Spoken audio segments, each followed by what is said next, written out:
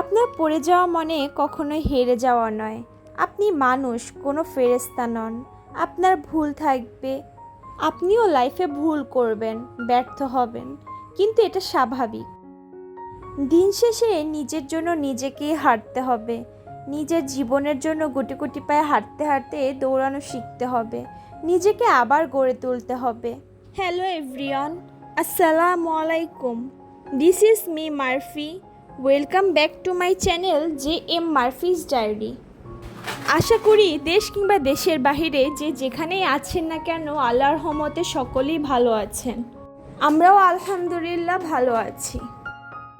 সকালে উঠে মেয়েকে খাইয়ে এরপর আমি আর জাইফার বাবা খেয়ে নিচ্ছিলাম।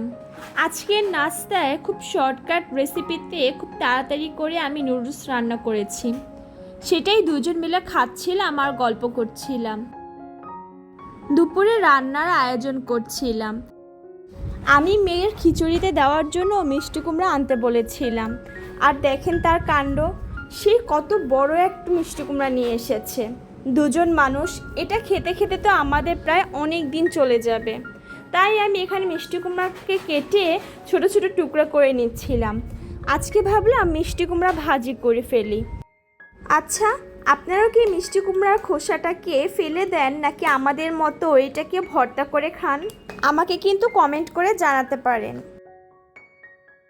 সেই পুরনো কথাটা আবার নতুন করে বলছি, আমার এই ভিডিওর কোনো অংশ যদি আপনার মনে সামান্যতম একটু ভালো লেগে থাকে, তাহলে আমার ভিডিওটি একটি ছোট্ট লাইক দিতে পারেন। আপনার এই ছোট্ট লাইক আমার কাছে মহামূল্যবান, কারণ এই ছোট্ট লাইকের মাধ্যমে এই ভিডিওটি আরও অনেকের কাছে পৌঁছাতে সাহায্য করবে। আর যদি খুব বেশি ভালো লেগে থাকে, তাহলে এই চ্যানেলটি সাবস্ক্রাইব করে এই ছোটো বোনটার পাশে থাকতে পারেন। আর যারা এই কাজটি অলরেডি করেছেন, আপনাদের অসংখ্য অসংখ্য ধন্যবাদ।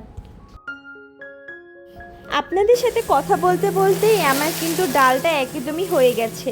আমি এখানে বাগার দিয়ে দিলাম। ওর আব্বু অনেকদিন ধরেই আবদার করছিল গরুর ভুঁড়ি খাবে বলে। ভুঁড়ি জিনিসটা আমার কিংবা ওর দুজনেরই খুব বেশি পছন্দের। আমরা তো এই ভুঁড়ি দিয়ে এক প্লেট ভাত অনায়াসে খেয়ে ফেলতে পারবো।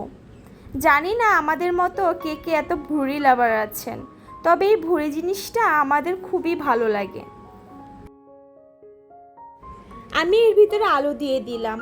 এরপর অর্ধেক পরিমাণ ভুঁড়ি আমি মাখো মাখো করে রান্না করব, আর অর্ধেক ভুঁড়ি আমি ভাজা ভাজা করে ফেলবো।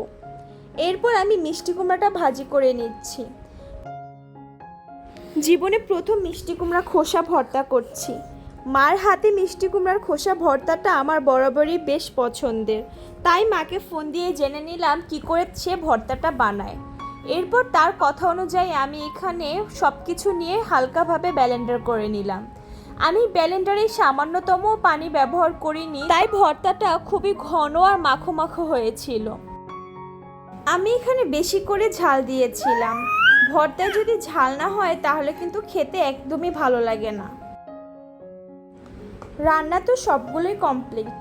এখানে আমি কিছু ভুঁড়ি আমি ভোনা ভোনা করেছি, আর কিছু ভুঁড়ি আমি একদম ভাজা ভাজা করে ফেলেছি, আর করেছিলাম পাতলা ডাল। এত গরমে ডাল দিয়ে ভাত খেতেই কিন্তু বেশি শান্তি লাগে। এরপর বিকালে আমি বাসায় ছিলাম। জাইফার বাবা জাইফাকে নিয়ে একটু পার্কে খেলতে গিয়েছিল। আমার মেয়ে তো মাশাআল্লাহ একা একাই দোল খেতে পারে। বিকাল হলেই ও আর বাসায় থাকতেই চায় না। বাচ্চারা খেলাধুলা করলে ও ওগুলো দেখতে চায়, ওগুলো ও ভীষণ এনজয় করে। আল্লাহর কত রহমত, তাই না? সারাদিন এত গরমের পর সন্ধ্যা হওয়ার আগ মুহূর্তে এরকম বাতাস বইছিল। মূলত বৃষ্টি আসার আগ মুহূর্তে এই বাতাসটা কিন্তু একটু বেশি ভালো লাগে। আল্লাহর দেওয়া এই প্রশান্তিময় বাতাস যেন হৃদয়টাকে আরও বেশি ঠান্ডা করে দিল। মানুষ যতই আধুনিক হোক না কেন, যতই এসির বাতাস খাক না কেন, প্রাকৃতিক বাতাস আলাদা একটা প্রশান্তি। আল্লাহর সৃষ্টি সবসময় সুন্দর। এত বাতাস দেখে আর একদমই লোভ সামলাতে পারলাম না, তাই তাড়াতাড়ি করে ছাদে চলে গেলাম। কতগুলো কাঠবাদাম ভিজিয়ে রেখেছিলাম খোসাটাকে ছাড়িয়ে ফেলার জন্য। এরপর আমি অনেকক্ষণ ভিজানোর পরে এই খোসাটাকে ছাড়িয়ে ফেলছি। এক এক করে সবগুলো কাঠবাদামের খোসা ছাড়িয়ে নিচ্ছি। পানিতে অনেকক্ষণ ভিজিয়ে রাখলে খুব ইজিলি খোসা ছাড়ানো যায়। মিক্স বাদামের গুঁড়ো করব, তাই আমি এখানে এক এক করে কাঠবাদাম, কাজু বাদাম আর চীনাবাদাম নিয়ে নিচ্ছি।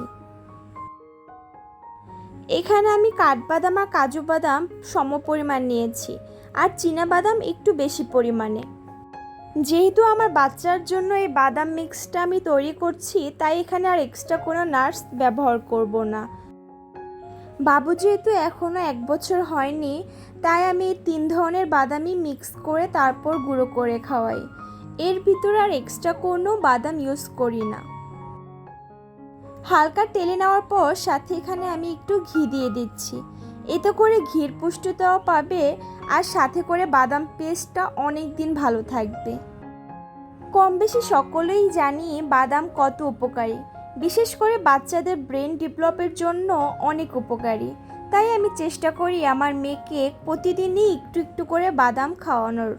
যেহেতু প্রতিদিন এভাবে বাদাম খাওয়ানো হয়ে ওঠে না, তাই আমি এভাবে স্টোর করে রাখি। সুজি, পায়েস, সাবুদানা কিংবা ওটস যে কোনো ধরনের রেসিপিতেই 1 চামচ বাদাম পেস্ট মিক্স করে তারপর খাওয়াই। এতে করে ডেলি খাওয়ানোও হচ্ছে, আর সাথে তো পুষ্টি পাচ্ছেই। এভাবে স্টোর করে নর্মাল ফ্রিজে 20 থেকে 25 দিন কিংবা নর্মাল টেম্পারেচারে 10 থেকে 15 দিন রাখা যেতে পারে। আলহামদুলিল্লাহ, আমার সেই ছোট্ট মেয়েটা একটু একটু করে গুটি গুটি পায়ে সামনে এগোনোর চেষ্টা করছে। সকলে ওর জন্য দোয়া করবেন। আল্লাহ হাফেজ। আসসালামু আলাইকুম।